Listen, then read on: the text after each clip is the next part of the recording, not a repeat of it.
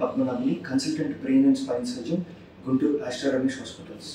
ఈ రోజు మనం మాట్లాడుకునే topic back pain. Back pain అనేది చాలా కామన్ గా వచ్చే సింప్టమ్. ఈ రోజు మనం దాని కారణాలు ఏంటో డిస్కస్ చేద్దాం. బ్యాక్ పెయిన్ రావడానికి గల కారణాలు మేజర్ గా మనం 2 కేటగిరీల కింద డివైడ్ చేయొచ్చు.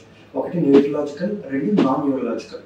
Neurological causes of back pain వచ్చేసరికి డిస్క్ ప్రొలాప్స్ లేదా నరాలకు సంబంధించిన స్ట్రెయిన్ అవడం, నరాల నుంచి గడ్డలు రావడం వల్ల బ్యాక్ పెయిన్ అనేది రావచ్చు. Next non neurological causes.